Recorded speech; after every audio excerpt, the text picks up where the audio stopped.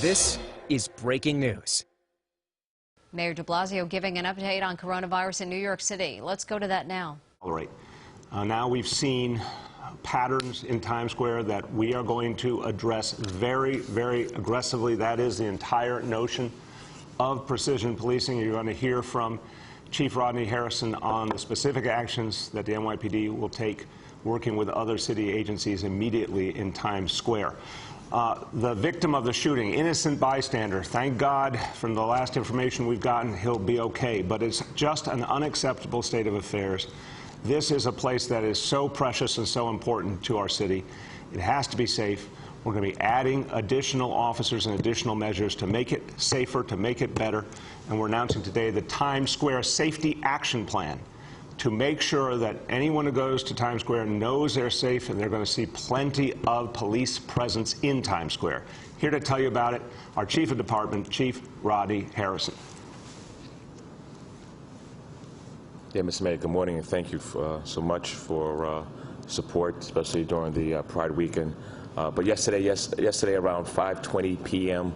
At the corner of 45th and Broadway, there was a dispute between one individual and several other individuals. This individual, who is a male black, looks like he's in his 20s, pulled out a firearm, shooting several times at the individuals he was having a heated argument with. What we've seen at this time under the investigation from Midtown South, looks like one of the bullets that was fired at the individuals where the arguments were going on, looks like the bullet ricocheted and hit our unintended target. So the investigation is ongoing with Midtown South. And one thing that you will see going forward over in that area of Midtown South by the bow tie is dozens of more police officers. You know, after this shooting and the shooting that we had a couple of weeks ago, it's important that we put a lot more of a police presence over there, trying to engage some of the issues we're seeing with these soliciting or aggressive panhandling of CDs. We're not sure what the motive was from yesterday. I'm not sure if it's from CDs or street dancing, but the investigation is still ongoing, and we'll get down to the bottom of it. It's also very important that we work with our consumer affairs, as well as DOT, our Times Square Alliance. We're also going to try a different strategy and see if we can get some undercover officers to find a way to engage these individuals that are soliciting these CDs, to see if we could do a better job of enforcement in that area. So, Mr. Mayor, that's what we're going to look to do now, and we'll continue to come up with innovative ideas to address some of the issues that we're seeing in that part of the city.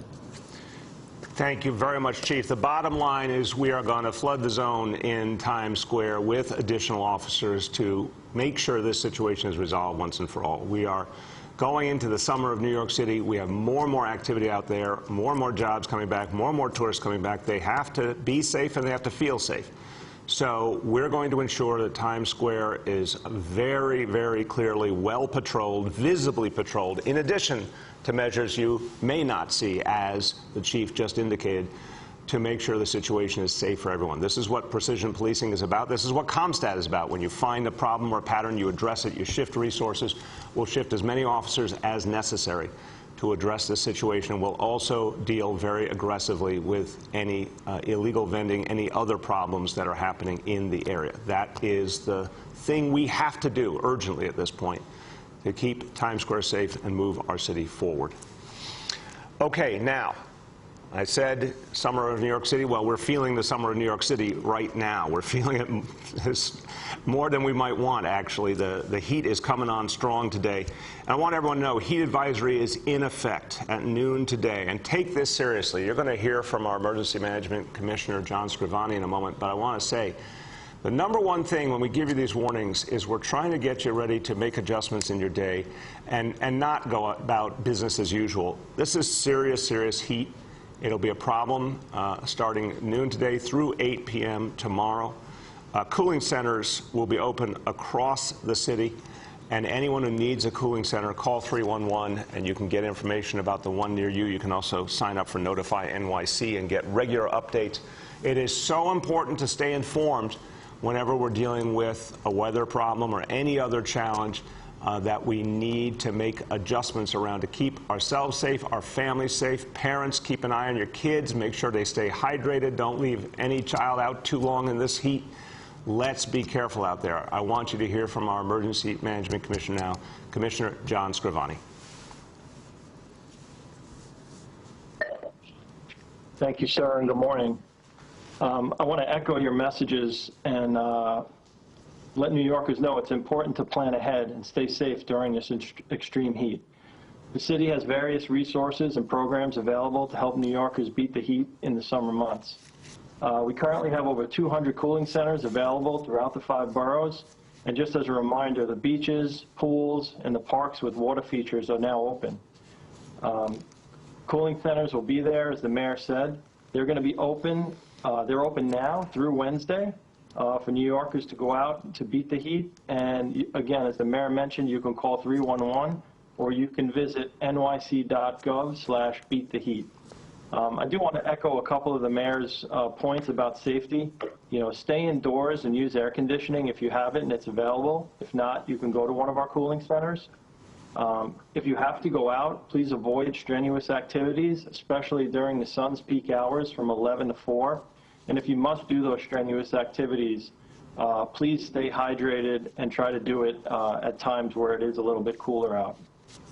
Don't forget to check on your neighbors. It's very important that New Yorkers help each other to beat the heat. People that are vulnerable, if you have neighbors that you know that can't get out or need some support, please get out there and help them. A reminder is never leave children or pets that require special, or people that require special care in parked cars. It can get very hot, especially in the middle of the day with that extreme heat. People can have adverse effects very quickly. And if you do have anyone experiencing those adverse effects, please call 911 immediately to get them help. On the NYSEM side, we are working with our partners, the utilities, the other city agencies, and the non-government NGOs to help New Yorkers with any resources they may need. Thank you, sir. Appreciate the opportunity today. Thank you so much, Commissioner Scrivani. Thank you to your whole team at Emergency Management. We depend on you guys a lot, all of you. The men and women of Emergency Management do really important work. They don't get enough thank you, so I want to offer one now because you're always looking out for the people in New York City, helping us stay ahead of the problems and addressing them when they come, so thank you for that. Everyone, let's take this seriously, but another thing I want to say to Commissioner Scrivani, I hope he will take seriously, you know, he and I were at the Bushwick Pool on Saturday, having a great time with kids, families there at the pool, celebrating the reopening of our outdoor pools. I wore a very tasteful Hawaiian shirt. Commissioner Scrivani did not get the memo. He really needed to up his game there. So Commissioner will be watching for something a little more colorful next time. Now, I want to turn to a council member who has really advocated for cooling centers to be available, particularly for seniors. He has really made this a central issue over the years and helped us to determine better ways to serve senior citizens and all New Yorkers, particularly in his community in Southeast Queens. And I know he's out there getting the message out today. My pleasure to introduce Councilmember Danique Miller. Good morning. Thank you, Mr. Mayor. Can you hear me? Yes, indeed, Danique. Excellent. You know, first of all, I want to thank you for your partnership and your attention to detail of getting the city back to where we are now. We had a fantastic weekend in Southeast Queens, culminated by the St. Albans Night Market. And that was great, but today we have a different message, and that is stay inside. I just got through doing my walk and taking my meetings in the district of Councilmember Brooks, because her park, while it is close, it is filled with shade. And I ask people, if you have to go outside, do it early, get inside. You can call our offices, and we have volunteers that will provide those necessary services if things have to get done for our senior population. And we're looking forward to getting through this the next couple of days, but please, everybody, stay home. And we do have volunteers for our senior population if you need any of these critical city services. Thank you. Hey, Councilmember, thank you very, very much for being out there for your community and getting the word out. This is how we protect people. A lot of folks at the front line in their communities making sure people are safe. Thank you very much. And I want to now go to another part of Queens. hear from another elected official. He's a member of the Assembly, also has focused on getting the message out and getting the message out in multiple languages to people all over his community. Stay safe, stay cool, making sure people realize the challenge of this heat wave. My pleasure to turn to Assembly Member Ron Kim. Thank you, Mr. Mayor. Can you hear me? Yes, we can, Assembly Member. Great, great. I was looking forward to seeing your Hawaiian shirt and shades today, but maybe later today. I'll catch It's going to make a comeback one day. Okay, good, good. I really like that image of you, Mr. Mayor. You know, I was out with my daughter, 3-year-old daughter earlier today, and boy, it was hot. And usually she likes to go to the playground, but even her, she was like, I can't be out here today. It was way too hot. So, you know, we have a full heat advisory in effect, and I thank you and your staff and your team for getting the word out. You know, the summer of New York City is here, and so is that summer heat. As the chair of the State Assembly Committee on Aging, I'm particularly worried about our older adults, as you mentioned. Please check up on your neighbors, especially if you live next to older adults. And as you mentioned, heat advisory is in effect at noon today through tomorrow morning, and cooling centers are open across the city. Please call 311. We have multiple languages. I know that you've been working very hard to provide in our constituents with as many different languages as possible, so we thank you for that. And sign up for Notify NYC to stay up to date. Thank you so much, Mr. Mayor. Thank you, Assembly Member. Thank you for the good work you do for your community, also the work you do as the chair of the Aging Committee in the Assembly, serving seniors all over the city, all over the state. It makes a big difference. Thank you for being with us, and let's spread the word today and tomorrow and keep people safe. All right. Let me take you to a new topic. Speaking of rising summer temperatures, summer rising sign-ups are getting higher and higher and higher. You see what I did there? See that? Rising summer temperatures, summer rising. That's a segue right there, people. Summer rising, our absolutely unprecedented effort to reach young people in this city.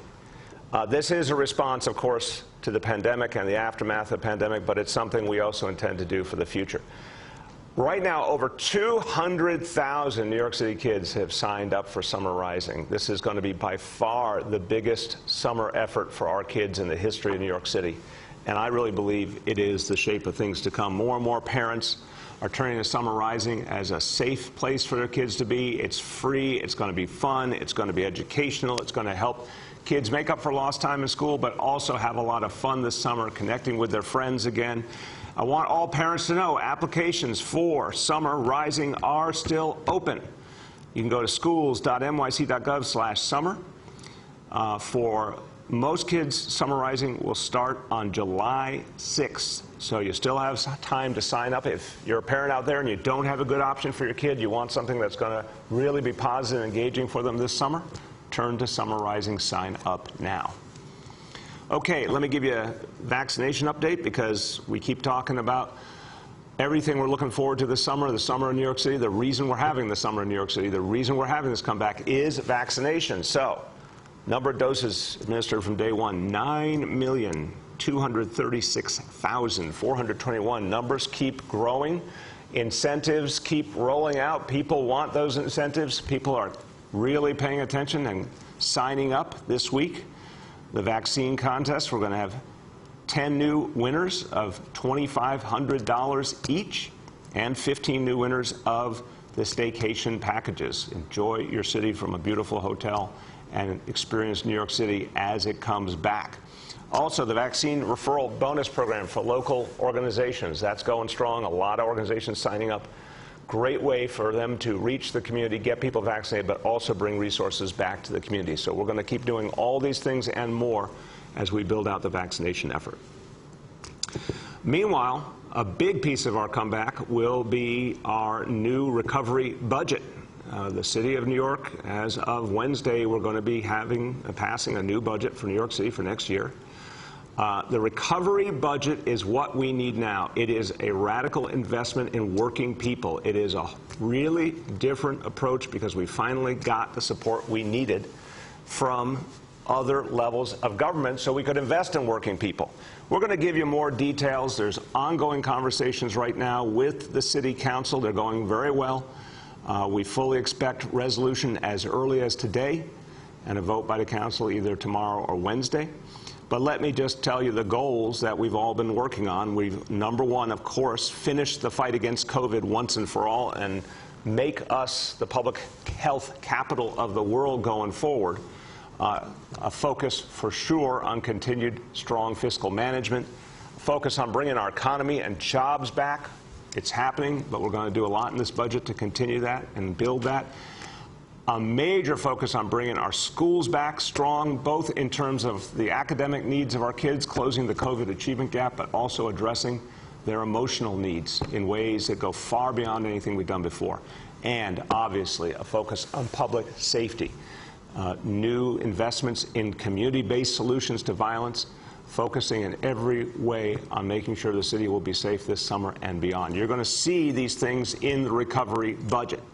And it's a budget based on the concept. And I know the City Council feels the same way. We believe in a recovery for all of us. We believe in a recovery budget for all of us. We believe in reaching every part of the city and not just repeating the status quo of the past, but moving forward. So we'll be having details for the public and the media as early as later on today, or certainly by tomorrow morning, and vote at the Council by Wednesday, and that will be a major, major moment for the comeback of this city. Okay, let's go to indicators. Number one, daily number of people admitted to New York City hospitals for suspected COVID-19. Today's report, 58 patients. Confirmed positivity of 15.52. Hospitalization rate per 100,000 is 0.29. That's a great number. Number two, new reported cases on a 7-day average. Today's report, 179 cases. And number three, percentage of people testing positive citywide for COVID-19. Today's report, on a 7-day rolling average, 0.57%. I want to say a few words in Spanish about the heat advisory and how we all have to stay safe in this heat. El verano de Nueva York está aquí y también ha llegado el calor del verano. Hay un aviso de calor en efecto desde esta tarde hasta mañana por la noche. Los centros para refrescarse están abiertos en toda la ciudad y usted puede llamar a 311 para más información. With that, let's turn to our colleagues in the media. Please let me know the name and outlet of each journalist. We'll now begin our Q&A. As a reminder, we're joined today by Chief of Department Rodney Harrison, by New York City Emergency Management Commissioner John Scrivani, by Dr. Choksi, and by Senior Advisor Dr. Jay Varma. First question today goes to Katie Honan from the Wall Street Journal. Hey, good morning, Mayor de Blasio. How are you? Hello, DJ Katie Honan. How are you? Oh, I'm sorry, I wasn't supposed to use that identity. It's okay. It's okay. I'm asking, I have a question about this Times Square safety plan. I know you said that you will add more police officers, you will flood the area with police officers. I cannot think of a place in New York City that already, that has more police officers in Times Square, maybe like NYPD graduation. There are already so many police officers in Times Square in so many different departments within the police department. So can you explain, is this maybe, do you want to take a different approach? How is this different than what we already have? Just explain a little about this strategy if it's already happening when we already have so many officers in Times Square. You're right, there's a lot of officers, but I think given these incidents, we want to beef it up more. So you're going to see more officers who are visible. As Chief Harrison said, some officers that won't be as visible doing undercover work. And you're going to see a different approach to vendor enforcement, where we see any illegal activities by vendors, both with civilian authorities and police. We're going to pull all those pieces together. The bottom line is we've got to fix this situation. We will, and I think an even stronger police presence is part of that. Go ahead, Katie. I don't know if maybe Chief Harrison wants to explain a little bit more about that different strategy, because again, I mean, it's not new that people sell CDs and other things in Times Square. What will be different now, especially if we've already had a lot of police officers in Times Square and this continues to happen? Go ahead, Chief. So good morning, and thank you for your question. One of the things that we're going to push a little further is engagement, making sure we're not just having the omnipresence out there, but we're going to make sure we engage the individuals that are part of this aggressive solicitation, aggressive panhandling. That's going to be a new thing going forward, going through the warmer months, as well as making sure we work with DOT, like I stated, making sure we work in Consumer Affairs, making sure we work with the Times Square Alliance. That's an important partnership in order for us to maybe clean up that area of Times Square going forward. But thank you very much. Thank you. The next is Kieran Dillon from WCBS. Hi, Mayor. Can you hear me? Yeah, Kieran, how you doing? Good. How are you? Good, good. Listen, I want to follow up on the previous question. Back in April, you told our Marsh Framer that you were going to create a new unit led by Terrence Monahan that was going to bring in 80 uniformed cops and supervisors to make people safer, deal with sort of homeless problems, street peddlers, drug using crime in Midtown and specifically in Times Square. So I'm not really sure how this is much different than that. It sounds like, we get these announcements that you're going to be doing something every time there's crime in the area, but we're not really seeing the fruit of that labor. So I want to know, how is this, what you announced today, different than what we heard about in April with Terrence Monahan? Yeah. And specifically, I'm not sure if you mentioned it, but if you could tell us specifically how many new officers we can expect in Times Square. I'll turn to Chief Harrison to give you a sense of the current approach and how it will be modified. But I want to emphasize the work that the NYPD does, constantly adjusting all over the city. And under Chief Harrison's leadership, there's been a group of officers focused on some of the quality of life issues. That's been a new approach that's proven to be very effective. Terry Monahan, as a senior advisor to me, has been really helpful working with the business community, coordinating with that work and the NYPD. But obviously the leadership of the NYPD, including the new unit that's been put together, have been the folks doing the day-to-day work, and it's had a really positive impact in many communities. But I think the bottom line is we see something, just as, again, we always are taught by CompStat and precision policing, when you see something develop, you make further adjustments. We think the adjustments we need to make now, more overt policing, more undercovers, more work on the vendor issue. And so we're going to expand it further, especially given that Times Square is getting busier and busier, night and day compared to April, and it's important to double down there our efforts. Chief. Yeah. So yesterday was a very big day in New York City. We had several Pride events, so we had to make sure we covered different parts of Lower Manhattan yesterday. And we had a lot of cops over in the Times Square area. Actually, there was a police officer right around the corner that heard the shots being fired at the time. So I don't want it to come across like we don't have the appropriate presence there. But I think it's important that you understand is the different strategy going forward is now we're going to be engaging these individuals that are selling or panhandling these CDs, making sure that they're doing it right, making sure they're not harassing or making the tourists in that area feel threatened or feel as though they're going to be faced with some type of injury if you don't buy their product. So a lot of work's going to be done, but once again, it's this, like I stated before, there's going to be a team effort to make sure that everybody's plugged in to do a better job going in the future in Times Square. Thank you. Go ahead, Karen. Thank you. Yeah, so just to follow up, so this new Times Square Safety Action Plan was created as a result of yesterday's shooting, and it's in addition to the 80 uniformed officers that Terrence Monahan has already mentioned will be throughout Midtown South, or throughout Midtown. So Again, I guess my question... Go ahead, Karen. My question to you then is just to follow up. If we've already seen after the shooting in May, and in April you announced this safety plan with business leaders you're going to be doing there with Terrence Monahan, how can New Yorkers or tourists or anyone really feel safe when you announce these plans, but then we're still seeing unintended targets, innocent bystanders, get shot in the middle of the day in Times Square? Karen, this is how we change any situation we see. This is just the history, again, that we've seen over decades. when there's a problem, when there's a pattern, you move additional NYPD resources in, you change tactics, change strategy until you get to a positive resolution. There's no question in my mind this is going to work. We're going to have plenty of officers. I agree very strongly with Chief Harrison that we need to ensure that the vendors who are out there are acting legally at all times, and there's going to be very aggressive, focused efforts to make very clear to them that's the only way to be in that area, and anyone who doesn't want to abide by that won't be allowed to be there. So this is additional focus, additional resources. That's how we solve a host of problems, and that's how we're going to solve this one. The next is Jeff Mays from the New York Times.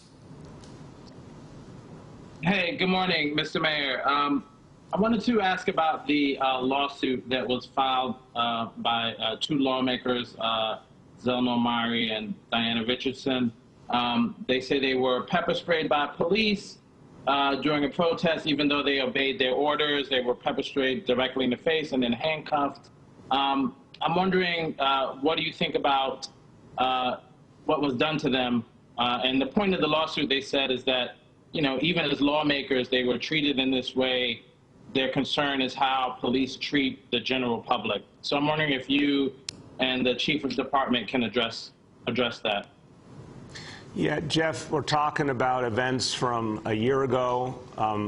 I was nearby when it happened. I was very distressed to hear that they had that experience. We don't want that to happen to anyone.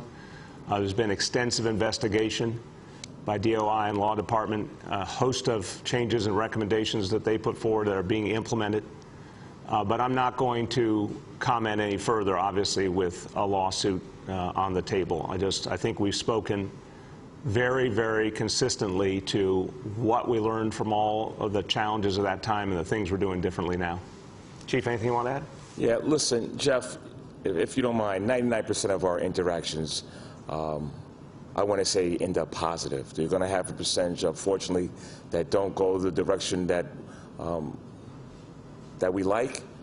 It's important that we learn from these mistakes and become a better police department to protect the city. So regarding the lawsuit, I don't have much to say about that, but we evaluate mistakes that are made and we become a better police department from those mistakes. Thank you. Go ahead, Jeff. Thank you. I'm wondering if you can talk specifically about what's been learned from that event, because just yesterday in Washington Square Park, there were, you know, some interactions with people there with police and some of the same complaints. So, you know, if you're still having these sort of interactions going down with police, what has really changed since those two lawmakers had their incidents with police? Jeff, a lot has changed. That doesn't mean every interaction is going to be perfect, obviously.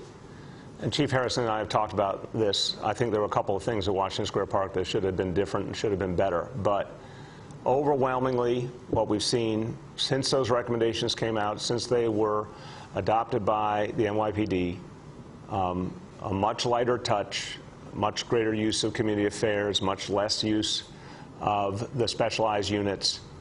I think that's been productive. There's been lots and lots of protests around the city that have gone off smoothly, peacefully. Once in a while, we find things we got to keep working on, but I got to say, overwhelmingly, the changes that were suggested at the end of last year have been implemented and implemented effectively. The next is Julia Marsh from The Post. Hey, good morning, Mr. Mayor. How you doing? Good, Julia. How you doing today? Great. Just quickly, when does this flooding the zone with the additional police officers, when does that start? Yes, Chief, you can give the good news. Yesterday. Literally yesterday. Go ahead, Julia. After the incident, I assume, right? Correct. Yes, ma'am. Okay. And then, actually, Mr. Mayor, I think the last time I was on this call with you was right after the first shooting where the 4-year-old was wounded in Times Square. And I asked you if you thought it would have a negative impact on bringing workers back to Midtown and tourists. And you said no at the time. So now that we're having a second incident that was very close to the first, tell me about your concerns that this will have on tourism and reviving Midtown. Julia, we cannot let it have a negative effect. That's the bottom line. It's mission critical to get this right. So we're going to make very clear to everyone, they're going to see plenty of police presence, and they're going to see these issues addressed very aggressively. The recovery we're seeing now is very, very strong, and it's going to keep happening. And we're going to do a lot to make sure it happens, including in the area of public safety. But anytime we see a problem, we got to show people an aggressive response, and that word will spread, and then we can keep moving forward. Next, we have Eve Kessler from Streets Blog. Hi, good morning, Mayor. Good morning. The MTA got clearance to. Good morning. The MTA got clearance to do an environmental assessment for congestion prices 3 months ago, and there's been no public movement since then. Are they moving aggressively enough? And do you want to see this implemented by the beginning of 2022? Eve, thanks for the question. One, they must move aggressively. We have to get congestion pricing in as quickly as possible. It's crucial to the comeback of the MTA and the comeback of the city. It's a really good question whether the MTA is doing everything they should do as quickly as they can. I want to get a clearer answer. I'll ask my MTA board members to immediately look into this.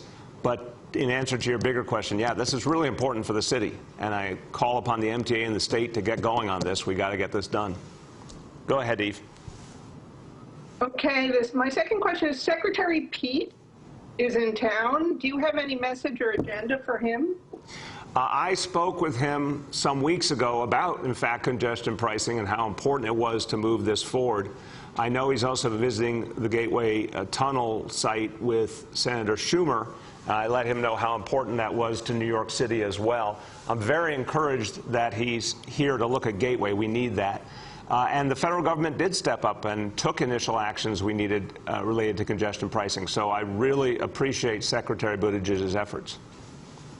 Last question for today goes to Abu from Bangla Patrika. They're rubbing? That sounds very... Abu, can you hear us? Yes, hi. Mayor, how are you? Good morning. How's it going?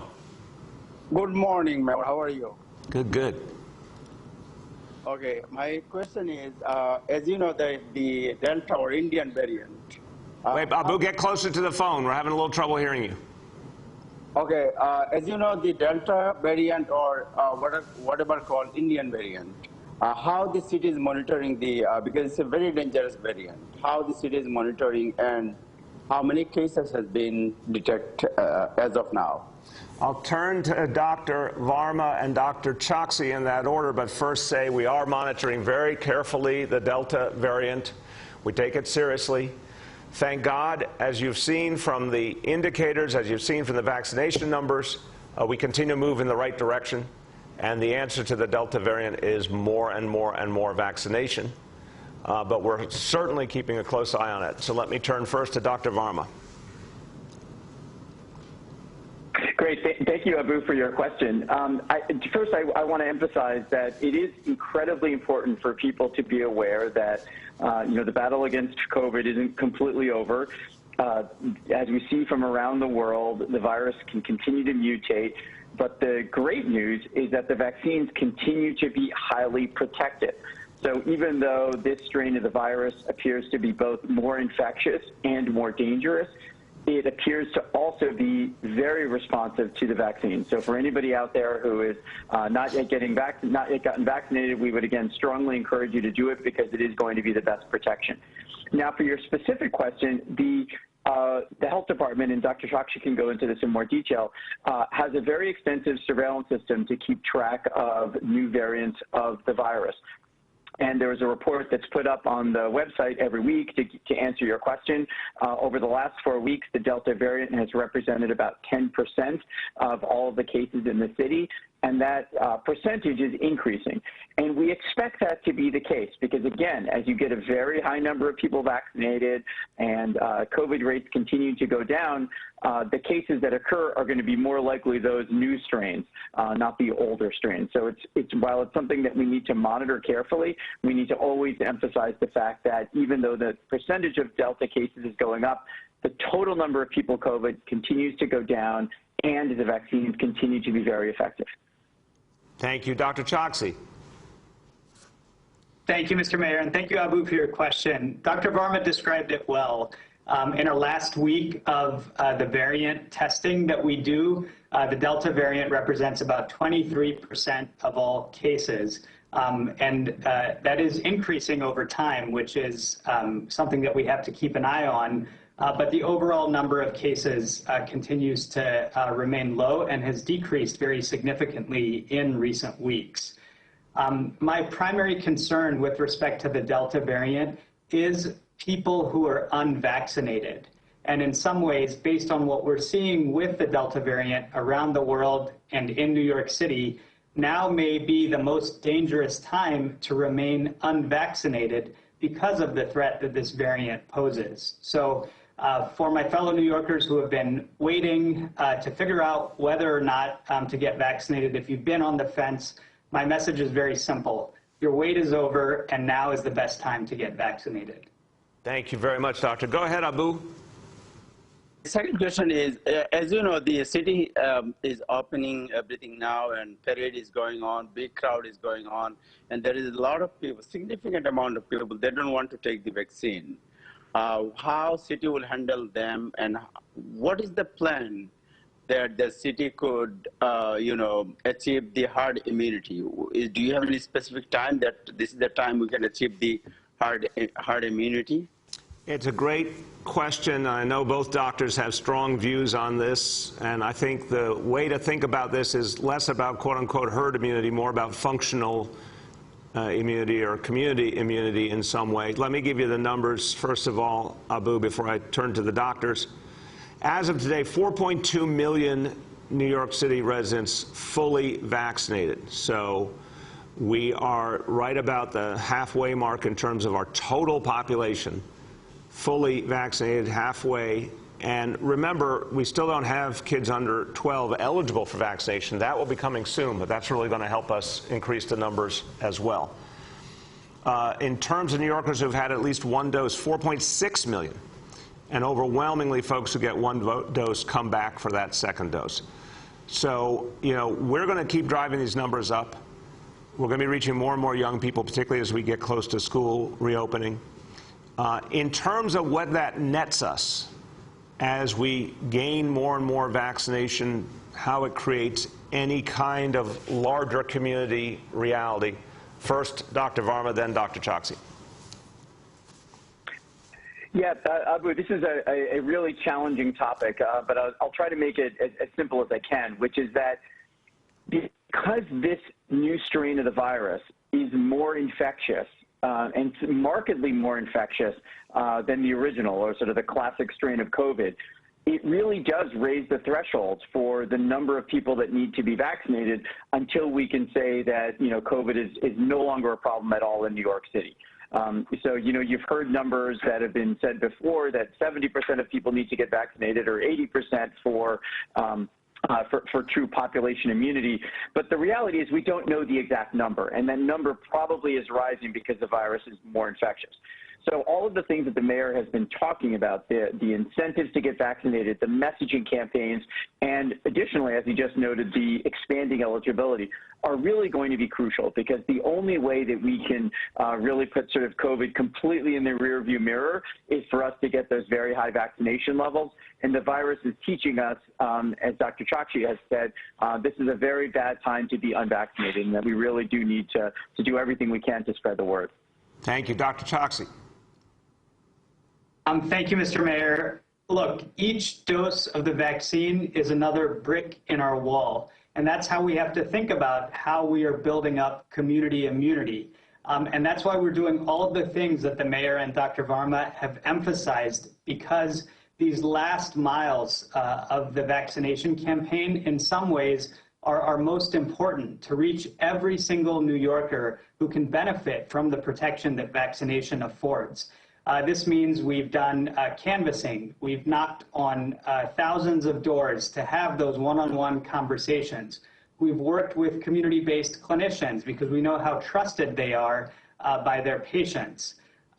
We are focused on youth vaccination, getting to the places with our mobile vaccination options where we know that young people are and where they're congregating with their families. And finally, last week, the mayor announced that we are expanding our in-home vaccination program. That means any New Yorker who's currently eligible for vaccination can sign up for it. So we're going to leave no stone unturned with respect to reaching every single New Yorker that we possibly can. Thank you so much, Doctor. As we conclude today, it's a simple message. Summer in New York City is here. It's going to be fantastic. It's going to be a huge part of our comeback. But the best way to enjoy this summer, the best way to bring New York City back is go out and get vaccinated. We've made it easier than ever, more incentives than ever. This is the time to go get vaccinated, everyone. Thank you very much.